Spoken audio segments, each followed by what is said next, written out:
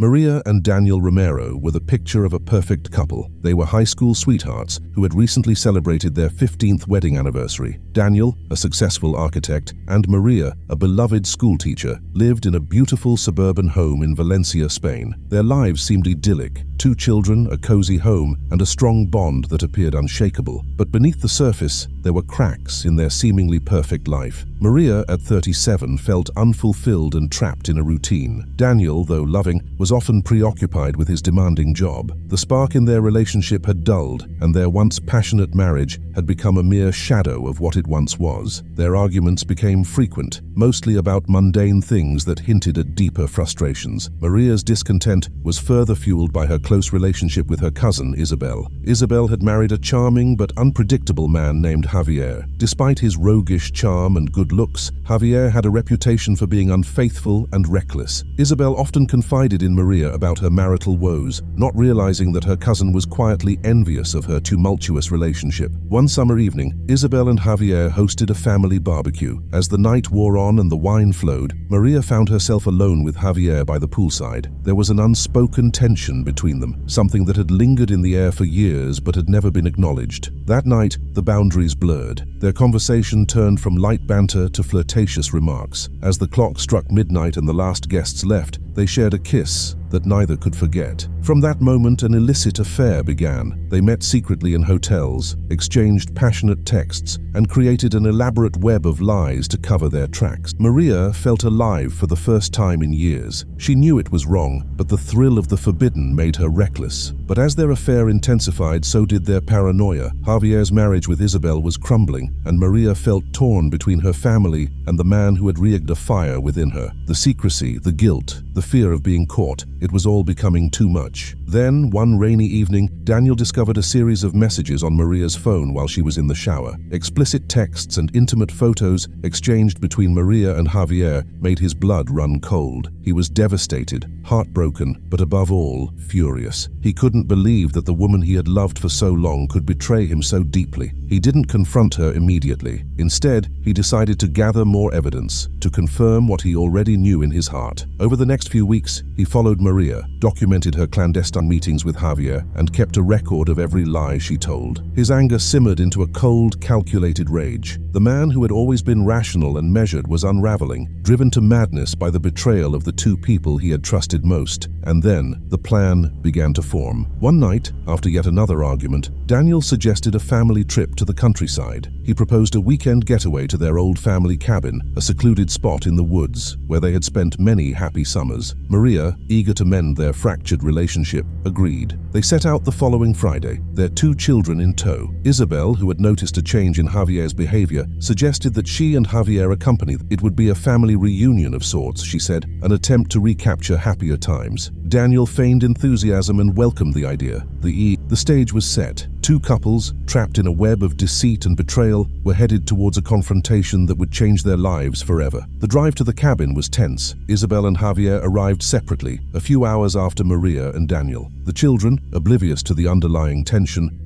chatted excitedly about the weekend. Maria, however, felt a knot of anxiety in her stomach. She couldn't shake the feeling that something was wrong, that Daniel's sudden enthusiasm for this trip was too good to be true. The cabin, nestled deep in the woods, was as picturesque as she remembered. Surrounded by dense forest and perched near a tranquil lake, it was the perfect retreat, but this time it felt suffocating. The isolation that had once been comforting now seemed ominous. That first night, they gathered around the fire, pretending everything was normal. Daniel played the perfect host, grilling steaks and pouring drinks. Isabelle noticed how attentive he was to Maria, how his gaze lingered on her for just a moment too long. She dismissed it as Daniel, trying to patch things up after their recent spats. Javier, on the other hand, was restless. He kept glancing at Maria, trying to catch her eye, but she avoided his gaze. The tension between them was palpable, but they kept up the facade. As the night wore on and the children went to bed, the adults continued drinking. Isabelle, exhausted, went to bed early, leaving the 3 of them alone by the fire. That's when Daniel struck. "So, Javier," he began, his voice casual, "how's business been? I heard you've been spending a lot of time in town lately." Javier stiffened, sensing the trap but not knowing how to respond. He glanced at Maria, who was staring at the fire, her face pale. Yeah, you know. Busy as usual, he muttered, trying to sound nonchalant. Daniel's smile was cold. Busy indeed. Must be exhausting, juggling so many things. Business, family, extracurricular activities. The silence that followed was deafening. Maria's heart pounded in her chest as she finally looked at Daniel. His eyes were piercing, the anger barely contained. He knew. He had known for a long time. "What are you trying to say, Daniel?" Javier asked, his voice tense. Daniel leaned back, his eyes never leaving Javier's. "Just that I hope you're not overextending yourself. It would be a shame if all your hard work went to waste." The threat was clear, but before Javier could respond, Daniel stood up abruptly. "I'm tired. We should all get some rest." He looked directly at Maria, his gaze icy. "We'll talk more tomorrow." He walked away, leaving Maria and Javier alone in the suffocating silence. Maria could barely breathe. Javier reached for her hand, but she pulled away, her mind racing. Daniel knew everything. She had seen the look in his eyes. He was planning something. She stood up shakily. "I need to check on the kids," she whispered, and hurried inside, leaving Javier staring after her. Inside, she found Daniel in their bedroom, packing a small duffel bag. Her heart sank. "What are you doing?" she whispered, her voice trembling. He looked at her with a calmness that was more terrifying than any rage. "We're leaving. Tomorrow morning. I want you to pack up your things and the kids' stuff." Maria's mind was spinning. "What about Isabelle and Javier?" "They're staying. This is between us, Maria," he said softly. "You, me, and the kids." She felt tears prick her eyes. "Daniel, I'm so sorry. I made a mistake, but please don't do anything rash." He stared at her for a long moment, then nodded slowly. "We'll leave tomorrow, but if you ever betray me like this again..." He left the sentence unfinished, but the threat hung heavy in the air. That night, Maria lay awake, her mind racing. She had to get out of here, but how? And where would she go? She glanced at Daniel, who was sleeping soundly beside her. She felt a pang of guilt and fear. He was a good man, and she had betrayed him in the worst way possible. But the fear for her life outweighed the guilt. She decided she would leave first thing in the morning, take the kids, and drive away. Anywhere but here. Unbeknownst to her,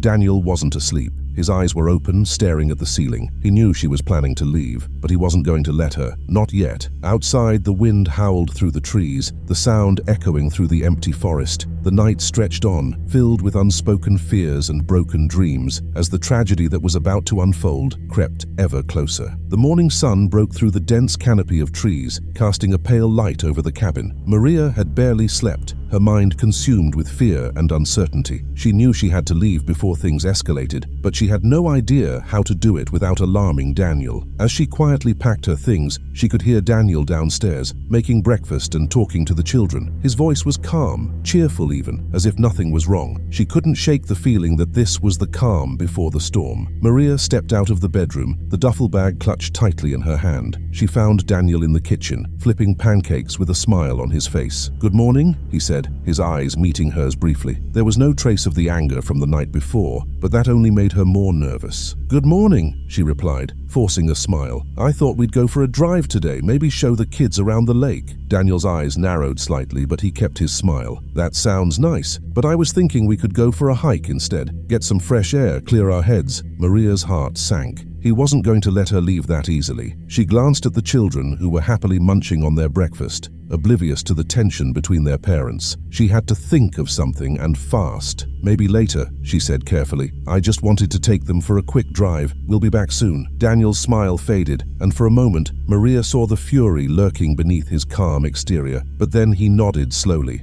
"Okay, but be back before noon. We have a lot to talk about." Maria nodded, her heart pounding in her chest. She turned to the children. "Come on, let's go for a little adventure." As they walked to the car, she felt Daniel's eyes on her, watching her every move. She fumbled with the keys, her hands shaking as she unlocked the car. The kids piled in, excited for their unexpected outing. Just as she was about to get into the driver's seat, she heard a voice behind her, leaving without saying goodbye. She turned sharply to see Javier standing on the porch, his eyes dark with anger. He had seen them packing and knew she was planning to leave. The look on his face was terrifying. It was as if the charming, carefree man she had been having an affair with had disappeared, replaced by someone much more dangerous. "I'm just taking the kids for a drive," Maria stammered. "I'll be back soon." Javier stepped closer, his eyes flicking to the car where the children were already buckled in. "You think you can just run away after everything?" Maria glanced at the cabin where Daniel was standing in the doorway, watching them with an inscrutable expression. She was trapped, caught between two men who were both capable of anything. "Please, Javier,"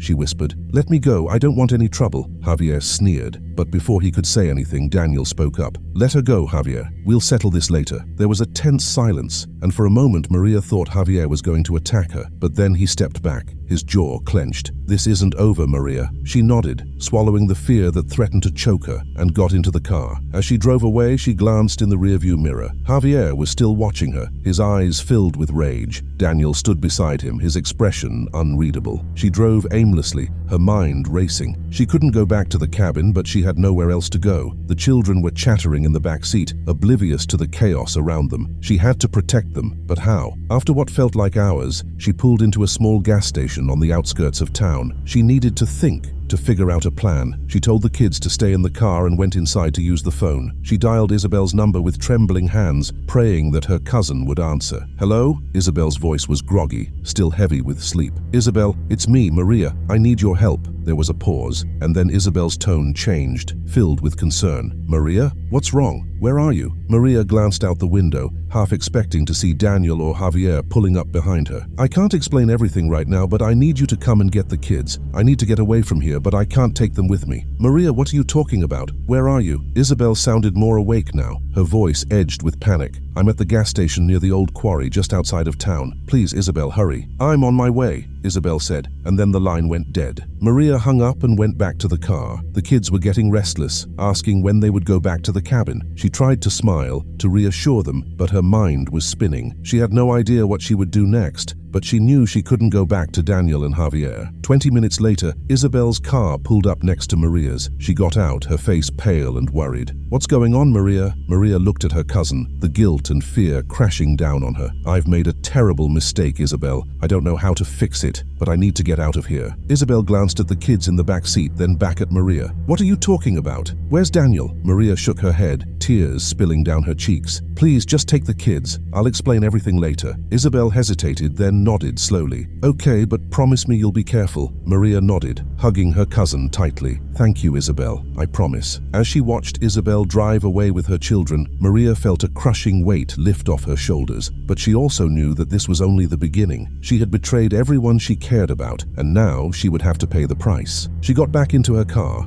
her hands shaking as she gripped the steering wheel. She had no plan, no idea where she would go. But one thing was certain: she couldn't go back. Not now, not ever. Maria drove aimlessly for hours, the road stretching endlessly ahead of her. She knew she couldn't keep running forever, but the thought of facing Daniel and Javier again terrified her. As dusk fell, she found herself back on a familiar road, one that led straight to the cabin. It was as if some unseen force was pulling her back, dragging her towards the inevitable. Her phone buzzed with a message. It was from Daniel. "Come back to the cabin. We need to talk." She hesitated, her fingers trembling over the screen. She knew she should keep driving, but she couldn't shake the feeling that this was the only way to end it, once and for all. The cabin was eerily quiet. She stepped inside, her heart pounding in her chest. Daniel was waiting for her in the living room, a glass of whiskey in his hand. His eyes were tired, resigned. Javier was nowhere to be seen. "Where are the kids?" Daniel asked quietly. "With Isabelle," Maria replied, her voice barely a whisper. She took a step closer, her eyes pleading. "Daniel, I'm sorry. I never wanted any of this." He nodded slowly, setting his glass down. "I know, Maria, but sorry isn't enough."